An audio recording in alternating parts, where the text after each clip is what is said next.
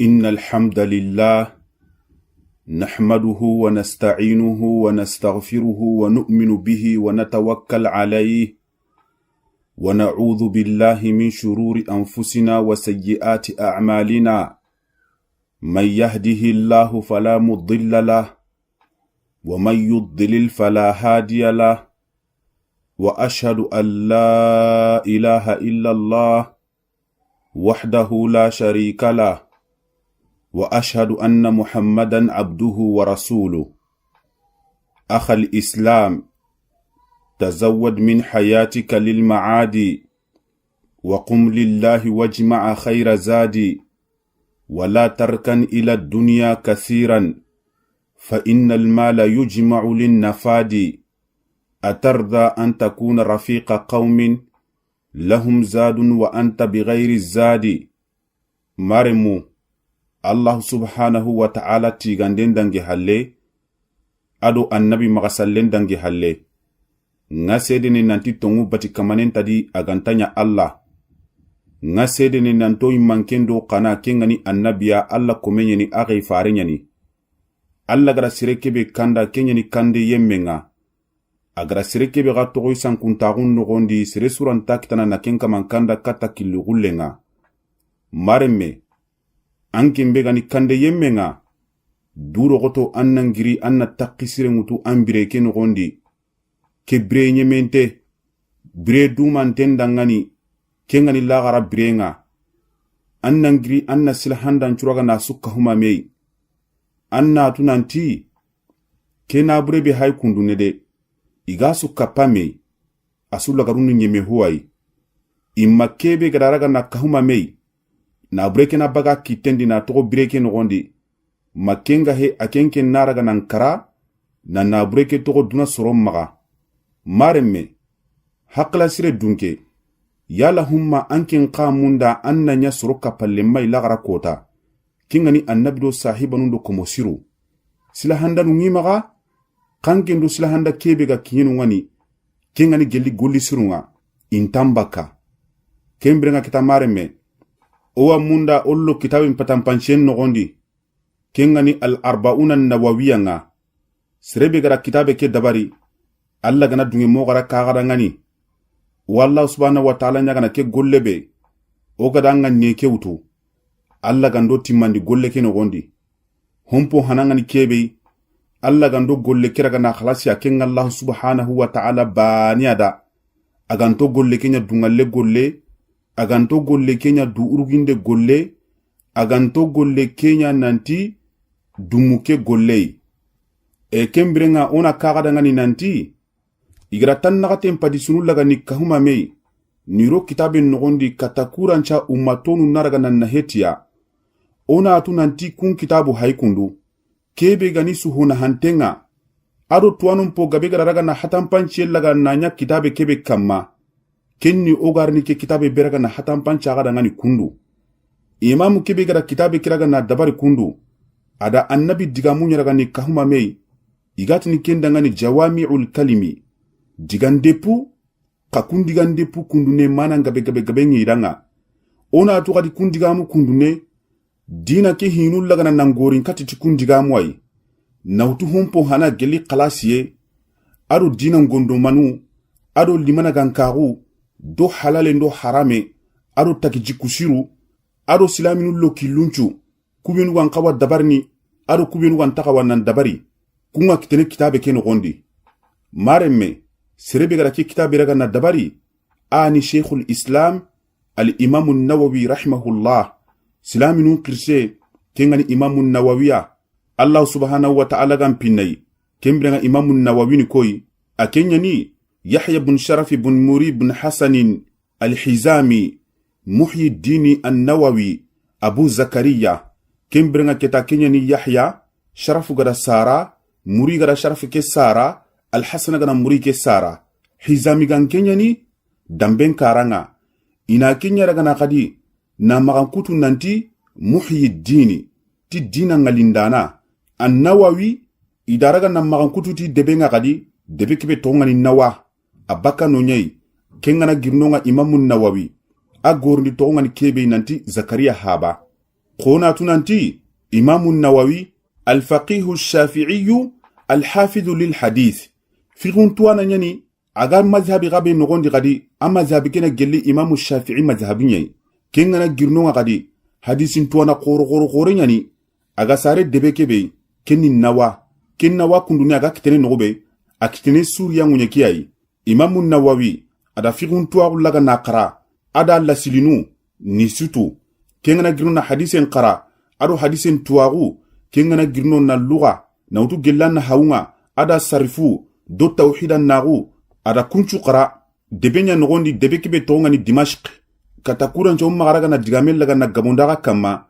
إمام النووي إدارغا نانيا دار الحديث قرسينا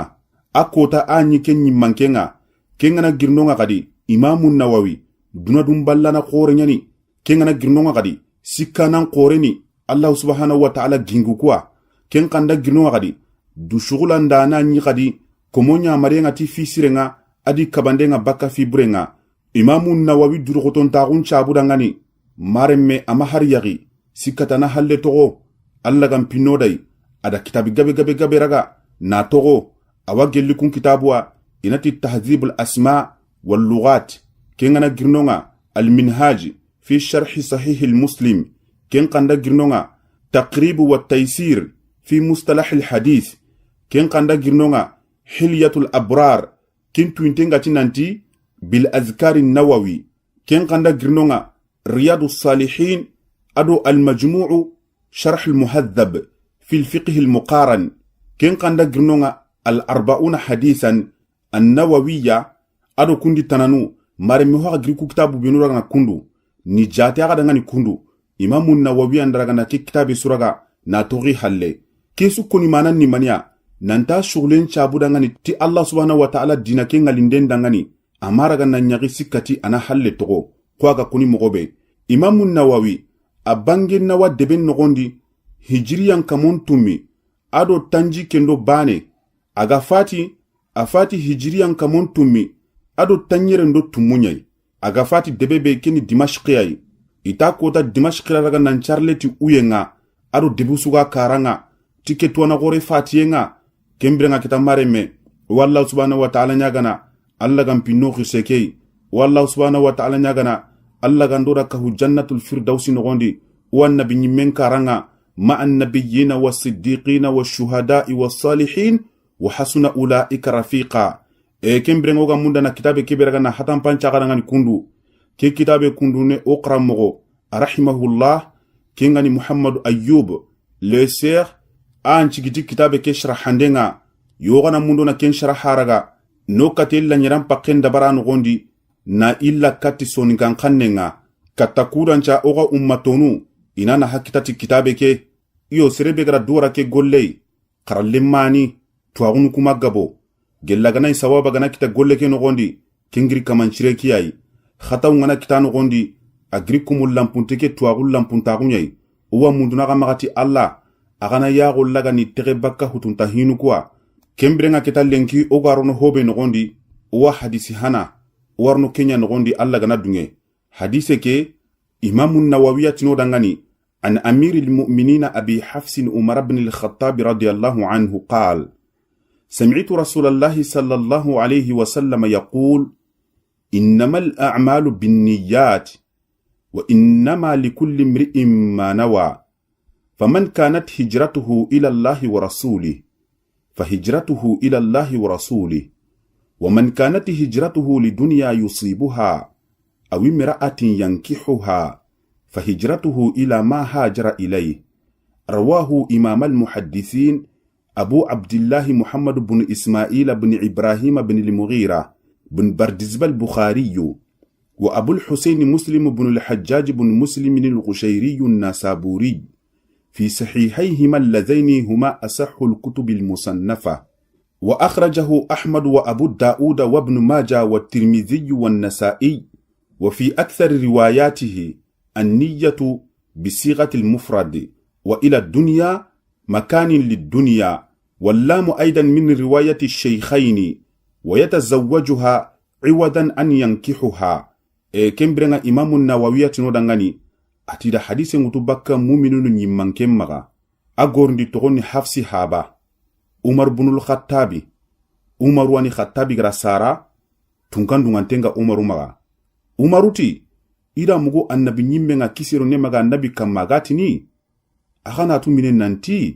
ina gollun tuganati nganne nyai mine agana tu gadi nanti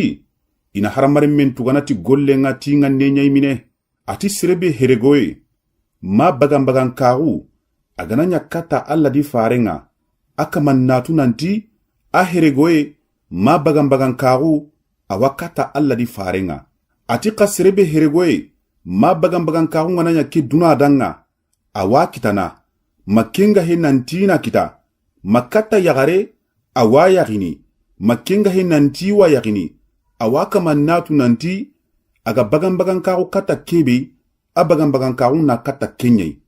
ana maga tugari sumundo allai anga nenni bagan karu keno gondina duna kita makenga he ndaga yagare yagi tugari sunta maga Allah subhanahu wa ta'ala dingiranga kembrenga mareme ke hadise surobenu dagari hadisin tuwana koro nyimman kompili iya do ke hadise li serhana ngani kebe Abdullahi haba gorndi togo nya haike yana koda ngani Muhammadu ani Ismaila gara Sara Ibrahima ke gara Ismaila Sara Mughira gara Ibrahim Sara Bardiziba agara Mughira Sara ke Muhammadu ni koi itni kiya danga al-Imam al-Bukhari ken kanda girno sere hilandi ngani kebe aga gorndi togo ni al-Husaini haba serebe gani kinga Muslim wani Hajjaji gara Sara Muslim gara Hajjaji Sara kusharigan kenya damben karanga nisa burigan kenya ni deben karanga ida kera ga na bagandi hilli sahihun nogondi kenga ni sahihul Bukhari aro sahih Muslim nogondi kun sahihun hilli Qur'ana dangi halle iyani kitabun chuho sahantenga kenga na girno ke hadise kundune Imam Ahmad da bagandi ado Imam Dawud ado Imam Ibn Majah do Imam Tirmizi do Imam Nasa'i ke hadise kundune angana irwayan ku ho gabe hay anna nyini niyatu igari tinti ko nganne banenga ado ke hadise gadarti mogobe kengani binniyati iga bakka mewre binniyati ke ni nganni unyai nanta kana tunanti gollum pai inati nganni unyai kanga nyini irwayan po gabe no gondi nanti gollum pai inati nganni unyai ken kanda gino awakitene irwayan ugunu no gondi khadi nanti ila dunya katta dunai ko hakara ke irwaya be khara ngani kundu anano gondi nanti li dunya duna dangani irwaya banu kunati katta duna ka ke irwaya kundu neti duna dangani ken kanda girno nga kadi ona tunanti o gara lamu ke beraga na khara kundu ne igati li dunya angana daga sahihul Bukhari aro sahih Muslim anna nyina no gondi kundu nyai nanti faman kanati hijratuhu li dunya kanta nyini no gondi nanti ila dunya ken kanda girno nga wa irwaya no kundu gondi kadi wayatazawwajuha nanti wa yaghini kangana kiri waya no gompai anna nyina nanti yankihuha kembre kitamare mukusuni diga mogono ay isutin tontenya na mei yoro kanwa nanti na bangandi ndenda bara no gondi honne yosado billaro hadisen patampanchendi serebe dagari hinanna kenni koy Abu Hafsin Umar ibn al-Khattab yani kunyatun sammahu biha an-nabiy sallallahu alayhi wa sallam yitikeni gorni togway annabi nyimme anda kiro Umar ibn al-Khattab ya lishiddatihi fi amri Allah akoten chabuda ngani alla dina keno gondi wal hafsu waladul asad angana hafsu gamugo ina jirintalem minyara gana nakhiri kenga wa yulaqabu aidan bil faruq Umar ibn al-Khattab gadi yara gana na gorndi to wallahi gadi nanti al faruq mananga kebe serkebe gara gana na tungundo garella gani hatampanchi bakamedi Umaru aslama sanata 60 wa sara khalifatan ba'da Abi Bakr radiyallahu anhu مدة 10 سنوات من 13 إلى 23 كان من المبشرين بالجنة وهو أول من سمي أمير المؤمنين قتل مظلوما في آخر سنة 23 وعمره 63 سنة عمر مغان كتونغاني كيبي أدا خليفة ناغونغتو أبو بكر فاتح اللي أغر حق بني أغا سلامي نمارنا أكوتا سينو تمياني نوتو جلي هجريان چينا تموندو سيكاندينغا kata tampilendo sikandinga Umar ibn al-Khattab na gelli sronya yagadi annabi gara tammu ke beraga niriga nanti warno arjanna maremme gelli Umaru ga ma fati adayi arjanna loy mugi trondi kengana girno nga gadi sere hana be gara akhiri nanti mu'minun nyimmanke kenni Umaru way ida Umaru raga na fati ndi to nyangundi yemme hijran tampilendo sinon chiki aga fatini awna tandumiro siko ko annabi do abubakari gada u haqqe kebe raga na birake duna nogondi umaru qara raga namiya bira alla gandodi kahu arjanna nogondi yo kembira kita mare meonaru hadise ke hatam panche nogondi onati dalla al hadithu ala anna al mi'yar al batiniyya liqabul al a'mal huwa sihhatu an niyya kama anna al mi'yar al zahiriyya liqabulha huwa muwafaqatu al shari'a hadise ngara gana no kanda nanti na golle laga haramare men nogon krosinden dangani kinniya nganne ke ana raga nanchiro nganne ngana nya gama siro su golle lantara gana nallage adu gadi haramare men ngani golle be raga na dabari kengani golli bangante nga sellanga wajibu nyani ken golle kana raga namma gemuti sharia nga hinuku hilyani hana ngani kebe nogon nanchiro kengani tingani sirenga ay hilandi ngani kebe golle nkanda dabar ni kadi golle kinan gemu sharia nga katakuranca alla na haramar men golle laga ku hinu hilal laga nantirindi kengana girno hadise ke raga na kadi no kanda nanti silami ngana raga na golli sire laga nanganni ken golli sire waraga na tugatai haraga nanya agama dabariya lonjuru nyaga da kaba ken golle nyangenga angana kitabe ke jaganandaga hadisi tanji kendo nyerundi anga nyini no ngani nanti silami ngana golli sire laga nanganni nanti wa dabarni haraga nanya gama dabariya lonjuru nyada ngani Allah subhanahu wa ta'ala hunnan chirahun chabuda awaraga na tugati kenga ken kanda girnonga ويرشدنا إلى الإخلاص في العمل والعبادات حتى نحصل الأجر والثواب في الآخرة والتوفيق في الدنيا والنية الصالحة تجعل كل عمل مشروع مستحقا للثواب كندنجي هالي حديث كيراغنا قد نو كاندا ننتي una raga una ngannu laga ni khalas gollen damman chwadi katakura ncha ino musomma hugunten kino illagara adu maga gemmen po sirenga ke dunan gondi hadith ke wukanda na kadi nanti golli sire suwa sharia ngara ke mundu islaminum maga nanti na dabari sire su gada nganniya tugandem po sirenga jibintenya na ken golle kengana gino maremme hada al hadith azimun wa min madar al islam una tunanti ke hadith hay kundu hadith gorogorenya hay ke kundu nei Islamagun pinun gorin katuntenya na tai e kendange halli gadi ana gelli islamagu ke gondomanu nyugonwai kiya sabuda ngani wastahabba al-ulama'u an tustaftah bihi al-musannafat isharatan ila tasihih an-niyyati fi talab al-ilm wama yubna alayhi min al-amal وقد أخرج أبو داود وابن ماجه وأحمد أن النبي صلى الله عليه وسلم قال من تعلم علما مما يبتغى به وجه الله لا يتعلمه إلا ليصيب به عرضا من الدنيا لم يجد عرف الجنة يوم القيامة لا إله إلا الله كيا سابو دغني لالي من درغنا قانون انتي سربي غني كتاب نيرغنا والله أن كتابك والله ندل لغنا جونتي حديثي كوري دغني نانتي نغني لغنا سروندي توغو موندين نغوندي ادو غولي نيانتن نغوندي انا تنانتي امام نوندا باغاندي جلي ابو داود ادو بن ماجه دو احمدو nanti annabi nyimmenga kisiro nemaga kama ati sirisu ganaraga na tuagu nyaraga na mundu tuagu kebe iganka waraga na mundu alla yesu mundemba ania sabu dangani kaka mamaraga na kintu aguraga na mundu ti hohoi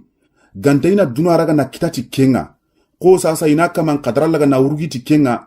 makenga heduna na hanta hinuku na kenya kitati kenga igani dangini nobe kitu na nyomia sirisu gana toko sehene inati katia kati kunda awa annabi nyimen bagga kellaga na katu islamin damanchwa nanti sirisu gana tuagulaga na mundu ti kia sabu dangani akama nari nkolandi nanti lagara kota arjanna time anta harakitana sikatana ra nogondi wali iyadu billah alla ganduraga kisi mare menganie kiani wakati su tuanu ngalaga du sana tay nanti una ngani ulaga uni sirondi golli sire laraga na nambange soronya gonga asugatini golli sire nyani kamare me asope nganie gaide ngani ngana nyaga na siro golle natuge ngani ngana nyaga bonota wali iyadu billah ho hon tagaraga nan tugeti kenga eken kanda girno ke hadise sanaduke ona tunanti wa hadithul babi mashhurun bin nisbati ila akhirih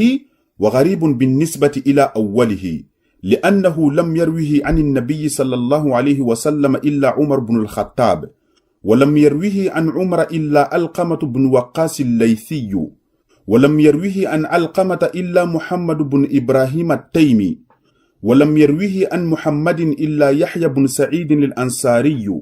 ثم اشتهر بعد ذلك والعجيب في ذلك أن عمر رضي الله عنه خطب به الناس كما دلت عليه الروايات في بدء الصحيح البخاري فيها سمعت عمر بن الخطاب على المنبر بل إن النبي صلى الله عليه وسلم أيضا خطب به الناس كما دلت عليه الروايات في كتاب الحيل. قال عمر سمعت النبي صلى الله عليه وسلم يقول يا أيها الناس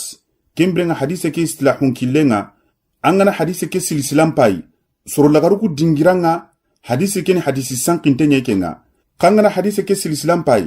سروكو بينوغا نغون دي تجونغا ديكي نقونغا أننا نيني ننتي غريبو نيني يو حديث الغريب أنغبا حديث اللامبونتين نيني باوني سرباني ناوتو سرباني مغا كنقرا وتو سرباني مغا awangana toka haini kunchuro bana du banambe bane ga kitino gondi ta igara magan kutu tilam puntaunga awa hadise no santaraga nan lamputi kenga ka ki hadise nta kundunga de ki hadise kundune garibu nyani kasuru suda gari anga nyini asuma kan kutuntenya nanti sagirun taunga lalimununga nati hadise ki garibun bin nisbati ila awwalihi nanti sorobinu do hadise ki gari sanadu ke suru hananu anga ni hai anga nyini nanti ki hadise kundune siresuma wutu annabi maga gantati Umar bin al-Khattab yai siresuma wutu Umaru maga aga hitite Alqamatu bin Waqqas yai laysi ganke ngani siresuma wutu Alqama maga aga hitite Muhammad bin Ibrahim at-Taymi siresuma wutu Muhammad bin Ibrahim at-Taymi maga aga hitite Yahya bin Sa'id al-Ansari yai kembre kita ki Yahya bin Sa'id al-Ansari aga kinyekenga kirani tuana khorgori yai akota ani Madina kitananga kengana girno gadi mufti nyani qarallemma beganya maga ampun kamu hili qarallemmai yo kembere kita ga kinyeke yahyai hadisi ki kusantraga nan chanki kita ona to gadi nanti hadisi ki sahanta gunda ngani gadi awagilli kaba konta hinunga Umar bin al-Khattab ga hadisi ki kono ada ko mimbarinya kamma ko angana daga sahihul bukhari no gompai awa no gondi nanti ida mu Umarwa agara kana nasron ka wandi mimbarin kamma tiki hadisi eken qaddangi halli gadi annabi nyimme sallallahu alaihi wasallam kemmo bana ni gadi agara raga nasrul laga ni kawandi ti hadise ke angana daga kitabul hiyal angana daga ken nogon pay anga nyina nogondi nanti Umar bin al-Khattab ti damugo annabi nyimme nga kisiro ne maga kamma aka gangundi ni nanti soro yo kembre kita mareme ki hadise ni hadisi sahantenyai sikay misusu anta sahanta gun nogondi onda girno ngonari annabi nyimme ngati innamal a'malu binniyat aga tagana tunanti gollu inatinga nenyai mine kemma nanga ni kebe al muradu bil a'mal الأعمال الشرعية وعند المتقدمين الأعمال على عمومها ona tunanti annabi gatina gollun tugana tinganne nyai kinniya sharia ngara golluku benu raga ni mundu silaminu maga kallalimi hananu benu ga dango kane ikunkun ngara hobe ko ikunkun ti gollen dammanchuani ahitit nanti sharia ngara golluku benu mundo maga aken pene kumbane golle suwani serengara raga nanganni Allah subhanahu wa ta'ala danga kembrenga antugneti kenyai wal ma'na kimma nangani kebe لا يعتد بالأعمال بدون النية وهي الإخلاص وقصد المعبود بالعبادة وهذا كيف دعامي بيكونوا ما نغني كيبي نانتي جاغا ينترغنا حرمر من قول لغنا جاتا دنغني نانتي واتو غنا توغاندي سري أغا هجيتي نغني كياي إغات نغني كيبي يسلامين توغانا تاي كم ما نغني كيبي نباتي كماني كيراغنا خير خيرتي خلاص ينغا باتي هون دنغني أنغني باتي هو كيبي رغنا نمباتي تاي أن الله سبحانه وتعالى أن باني رغنا خير خيرتي كم باتي هوي أنغني سليني أن ما سلي كتاكورانجا سرون نغاري نانتانكي ني سلا ناني أنغني سومونو أن ما سومو كتاكورانجا سرون نغاري نانتانكي ني سوما ناني أنغني سراغنديني الحالا نكوندو ني أنغني تواغون چانكيني الحالا نكوندو ني أنغني تواغون مندونو الحالا نكوندو ني غولي غنا خلاصي كمانن دانغاني كمبري كتا كمانچيري نارغانا كوميلا غنا توغاتي كين غولي ka golle ngana raga ganara munditi hota na khalas yenga baga ngondi awakin kumena tunanti agara kebe nganni kina tikenye amma ka tiya daga tugade mundu Allah subhanahu wa ta'ala Allah gandora ga kisi kembre kita mare mona tunanti wa inna lil a'mali suratan wa haqiqa aw zahiran wa batina wa haqiqatu al a'mali an takuna khalisatan liwajhi Allah azza wa jalla ولذا لا تقبل أعمال الكفار والمنافقين قال الله تعالى والذين كفروا أعمالهم كسراب بقيعة يحسبه الظمآن ماء حتى إذا جاءه لم يجده شيئا ووجد الله عنده فوفاه حسابه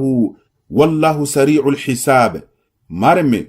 قول لي سوغادي أوناتو نانتي نيامو غادانغاني كين قندا غيرنونغا قول لكي حقيقة غادانغاني kenga ni gelli nudugan kenga ina haqiqa kiraga na korositi ngannen dingiranga ken kanda ginno gadi gollege ya sillan karaga na korosi nanti golle kebe ga dabari yala humma ngannen ciroba makenga he golle kebe ga dabari yala humma agemu sharia ngara golle kebe mundu silaminum magaba kembrenga ketona tu nanti golle haqiqan tenyi mi megani kebe silama ngara mundu silaminum maga kinniya ken golle naraga nan khalasi Allah subhanahu wa ta'ala bani adanga katakuranca ana kumellaga na tugatai gellaga na golle ngana nya gamaraga na khalasi Allah danga kita manna kafir ndo silaminu laga ni bugumedi bawno ga golli surku benu dabarni anga nyini kafir ku yugonu dabarni oga saraki ndeke beraga na dabari sasa anga nyini kafir ku yawa siruno kendangi halle gadi oga raga na gadi na me demande ke beraga na dabari gadi anga nyini kafir ku ya me demande dabarni kamman hatan panci laga na naru kudi na ga tuganden no kunga kinniya nganni kiyai kiya hakin ke nganni ona krosi ona nya Allah subhanahu wa ta'ala bani adanga kiya sabura ngani kafirun do munafiqinu Allah subhanahu wa ta'ala ganti to wana lagara kota ada ko qur'ana no gondi nanti surku binu garaga nan kafira ko tike Allah ona tunanti gollunya na kam mo lagara kota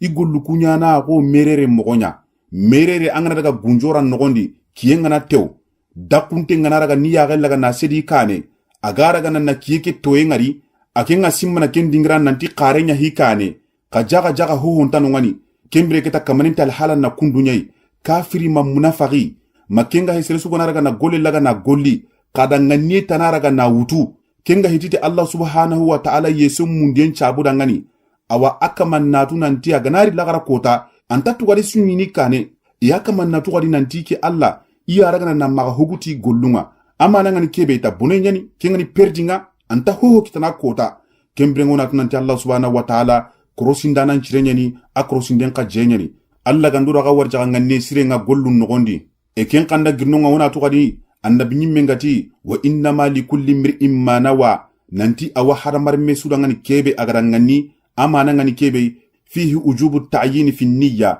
wan-niyyatu tufidu at-tamyiz bayna al-'adati wal-'ibada wa bayna al-'ibadati ba'daha min ba'd ona tunanti keno kukundunya annabi gara keko abajaga awa wajabini haramar misu kamana tangani golle suwa dabarni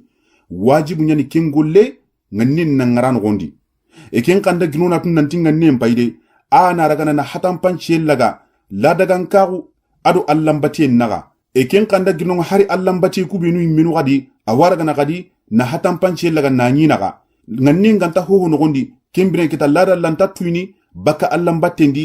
allambatun kaygunu rantaraga na nyambe baka igonundi ago sasa serego haikundu ladagan ka kunnokunga serego haikindu kiyem mumanga amaige amamini araken dabarti mania anga nyini jaga kamanda ke dabari nanti dinko en chabu adanga inta yene inta mini katakudancha hona bugi dinko enga kaserego akama mamini amaige kembrenga da kunkutu bakadwa kakamanda nganie nanti ke kiyem mumang kundu ila sumu alla dangani kembre ketogana ke hai manda kuraga ni bugumedi hobe gara kuraga ni bugumedi kindinga nie kiyai kima yige nanti idinko ya munde na hobugi dinko yenga anga nenni kenye kiga maige na mini agara dabari ya nanti ida kenya katakura ncha igana kara alla naraga ani tukatai eken kanda giro hari alla mbatu nyimi menu no gondi kadi nanie awara gana ni bugume